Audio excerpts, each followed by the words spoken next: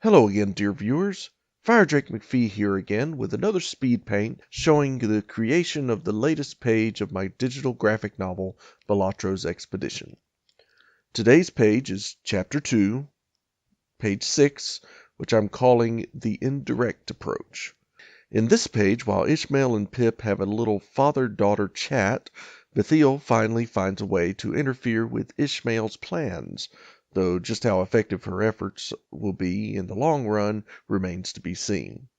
Today's page took a good deal longer than usual, about 15 hours of actual work time, if my estimations are correct, during which there were a lot of things also keeping me from working on it at all, including work, funeral, my decision to take a quick break and do a little fan art for Geek and Sundry's series Critical Role, which I posted my last speed paint video about. I'll put a link in the little card thingy up there, and it'll be in the playlist on my end card.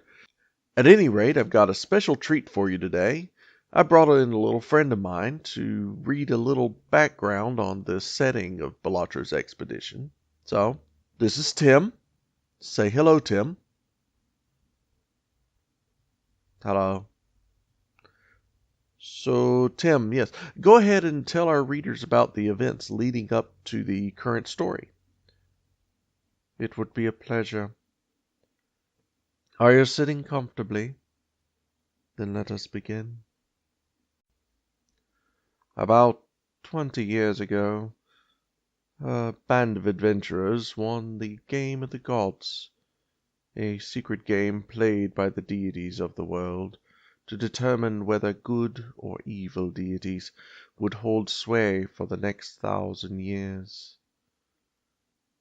When these valiant heroes were asked which deities they chose neither good nor evil. So Kythera, the mother of all deities, declared the game over for all time, and that the people of the world were ready to decide their destiny for themselves without interference from the old deities, including herself. Since the old gods left, apparently, the world has been in a state of flux as new gods rise and fall and mortal powers rise and fall with them. The plagues and famine caused by the previous 1,000 years of rule by the evil deities are slowly fading, but it has not been followed by years of plenty as would happen in the old days when the good deities held sway. Many still struggle to survive in a suddenly wild world where magic is unreliable and the mighty are so caught up in their power struggles that monsters and criminals have been allowed to terrorize the people largely unchecked. Highly magical creatures such as pixies have begun to weaken and become somewhat unstable. More so than usual, that is. Those with strong psionic abilities have also begun to notice those fading as well. Speaking of pixies, in addition to weakening due to the weakening of magic, pixies now have another problem which is causing their population to diminish drastically. The newly risen cult of Ishmael have taken it upon themselves to attempt to wipe out every last pixie they can find. It has gotten so bad that it is now very rare to find a pixie within a city, unless it should be in a cage. Most pixies, those that have survived, now live in small communities deep within wilderness areas where no one is likely to find them. Many of these communities have taken to making sure that anyone who does find them, or even comes near them, never returns, so that the cult of Ishmael will not hear of their location. The temples and priests of the old gods are still around. The powers they once received from their divine patrons are now severely weakened, of course, but they can still manage just enough of a connection with their deities to gain some small power. But it is nowhere near the level of their former strength. The followers of the new gods that are arising are not much better off, since their gods are still new to their power, and are nowhere near the strength of the old gods. But their strength is growing, while the power coming from the old gods is weakening. Most of the nations of the world are largely unchanged, though nearly all have begun to attempt to expand their borders or otherwise make grabs for power. One notable exception is Astai, the nation of the Draconians. With the weakening of their psionic network, the Draconians have begun to pull back their borders and consolidate what they have, so that their entire nation is now a relatively narrow stretch of land between their capital city of Va and the great library in the mountains to the southeast.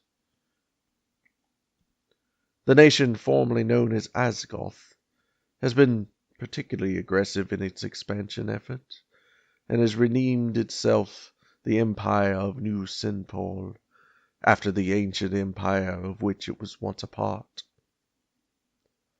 Also, in the large section of the Esdar continent that was once a part of the old Sinpol Empire, 3 new nations have arisen. Aslian, a confederacy of smaller kingdoms who banded together to fight the advance of New Sinpol. Alaron, a magocracy which has appeared only in the past year, but expanded rapidly from the original city-state of the same name to its present borders. And Newhom, a colony of Sephom, which arose shortly before the old gods left, though no one noticed that they were even there until New Sinpol started trying to expand in their direction. New Sinpol has left Newhom largely alone, after only a few feints to test their surprisingly strong defenses, so that they may concentrate on their war with Aslion, who they considered a larger threat than the peaceful halfling nation.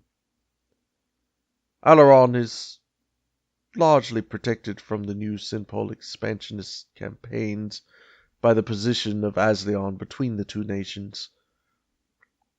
After the initial conflict with Aslion, as Alaron carved its relatively small space, which was unnervingly easy for the budding yet powerful nation, Alaron stopped expanding just as suddenly as it began, and has remained a peaceful, if secretive, neighbor of both Aslion and Newhom since.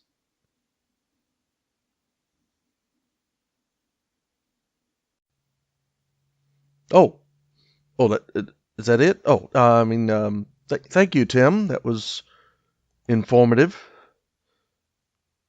Yes, that was quite enjoyable. We really must do this again sometime. Maybe. Well, it seems that we still have a little more time. How about you tell us a little about Asgoth and the new Sinpol Empire, since that's where all the characters currently are in the story? Certainly. It would be my pleasure. The nation that was once simply the city-state of Asgoth, one of many tiny countries that made up the former empire of Sinpol, and the place that our story begins. Over the past several years, it has begun to gain strength and territory, as well as forge friendly relations with some of the other nations of the world. It now covers the largest portion of the former empire, though it is still nowhere near the size of the empire at the time of its fall. It shows no signs of slowing its expansion, however, and is annexing more and more new territory every year, largely filling the great power vacuum left by Sinpol's fall. However, it is not the first such upstart kingdom to form since the fall of the Empire, so its continued existence is by no means a certainty. And with the rise of the nation of Aslion, it appears to have reached the limit of the territory that it can annex without major warfare. The Empire is ruled by the iron fist of Empress Aedwith, formerly the Queen of Asgarth, until she declared herself Empress of the new Sinpol Empire over the cooling corpse of her husband, King Andon VII. The official story is that the king was assassinated by the envoy of a neighboring kingdom, which shortly ceased to exist. But there are many rumors that she killed him herself when he objected to her imperial ambitions. Such rumors are not spoken too loudly, however, as the nation's soldiers and guards have rather grim and brief words to say to anyone they hear spreading them. Sometimes they don't even bother with the words. Trade is sporadic for now, but growing. This is helped by the fact that Asgarth is placed at the end of the Dragonmouth Bay, the continent's largest inland waterway, though because the location of Safeholm at the end of that waterway and the titanic length of the Dragonmouth Bay itself, most of the actual trade takes place with that nation, who acts as middleman with the rest of the world, though as the Empire opens up new territory along the Western Ocean, more direct trade is opened up. Well, thank you again, Tim. Again, that was quite informative. I hope everyone enjoyed that. It does look like we're reaching about the end of our time, though.